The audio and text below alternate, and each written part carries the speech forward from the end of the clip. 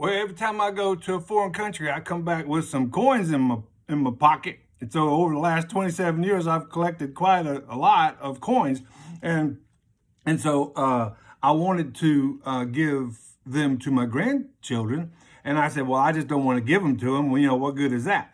So I decided I want to make an object lesson and teach them a lesson, and let put something in their heart and in their mind that God could use, rather than just toss a bunch of coins at them. Right? I want to give them something that'll hopefully impact their life for eternity. So I made some pouches like this one, and it was a lot of fun. And so I put some verses on one side and a saying on the other side. So there's the verses. No, that's the say. There's the saying, and then here's some these verses, and the verses are Ecclesiastes 3:11, and Matthew 22, and John 4. And so the other day at lunch, I was able to. I had four of these made, and I had two of my grandchildren with me, and I laid them out on the table, and I said, "Here, y'all pick which pouch you like the best, which one you like," and they picked the one that they liked the best.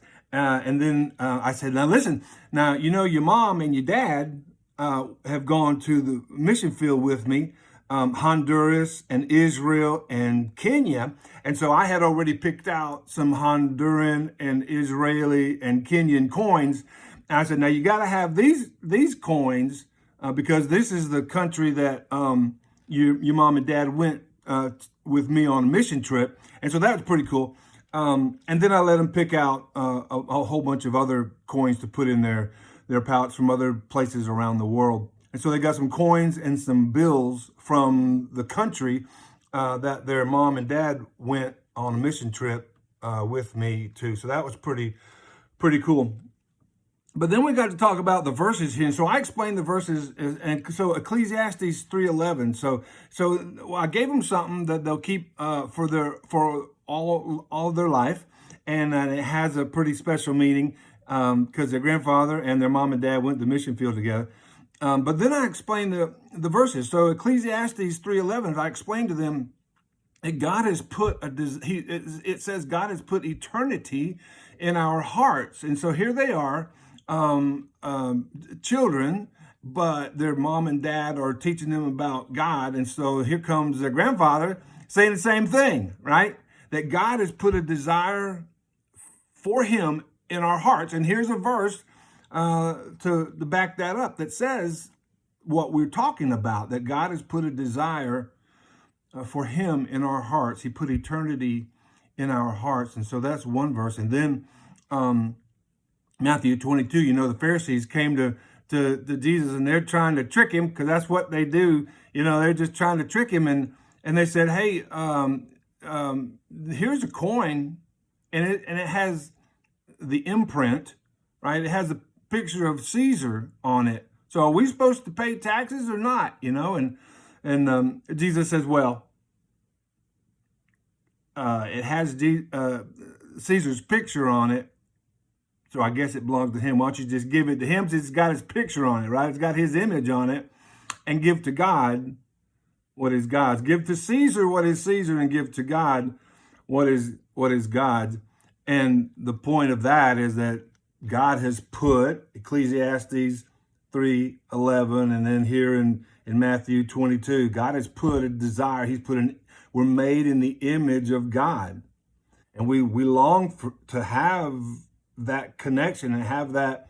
It's kind of like that old Starfield song, we were made for more, right? So that we were made for more than just this life. We were made for more than just sex. We were made for more. I didn't say that to my grandkids. We were made for more than just money. We're made for more than just accomplishments and winning on the wrestling mat and winning on the football field and the baseball field and winning in business. We're made for more than that. There's things that we are drawn to because there's something that we're searching for, something that we want, and these things of earth don't seem to satisfy. So what is it that is in me that keeps longing for more? And that desire for God is that it's Him that He put in us.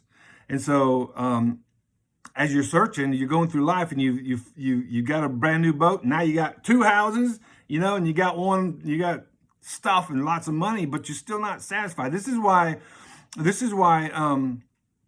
you can win a championship, and you've heard it from professional athletes. They'll win a championship and win the Super Bowl or some other kind of championship, and they're not satisfied. They wake up the next day and they're like, I still want more. Why do I still want more? I thought that if I got that, I would not want any more. I wouldn't long for anything, but I still do. So why is that? Why is it that the things of the world can't satisfy?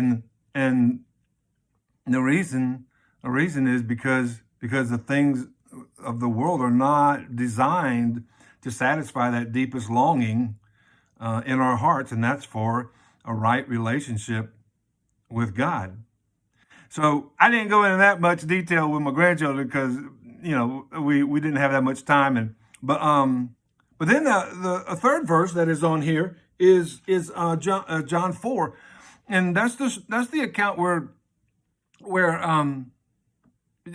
Jesus is and the disciples. Jesus and the disciples are at the well, and they meet this woman, and so they start talking about. Jesus sends the guys on into to get some food, and Jesus is talking to this woman, and he said, "You keep coming to this well, but I have water that you don't know about. I have." To the disciples, he said, "I have food you don't know about." And the woman said, "Well, I want some of this magic water. I want some magic water." And Jesus said, "I am the water of life. I will be in you, springing up to eternal life." And so here's this picture of this woman at the well. She's going, and in the imagery is not to stretch it too far, but the imagery is like us searching for satisfaction in so many things other than God. And Jesus says, "I will be in you, living water springing up into eternal life." And so I made these pouches for my grandkids, and I put the verses on there and told them the accounts of that these verses are talking about. And then this line on the back from Francis of Assisi says, "We find no rest until we find our rest in thee." So I hope this is an encouragement to you. I hope it'll give you some hope and an idea about how you can reach your friends with the gospel by something simple as this. And I hope it's encouragement too as you keep following Jesus to make sure you keep giving to Caesar the things that are his, and that heart that God has put a desire, the image of God. We're made in the image of God, and he put a desire for him in our hearts. I hope that'll be an encouragement to you, and you along with me will quit looking to the things of the world to bring satisfaction, but we look to Jesus alone.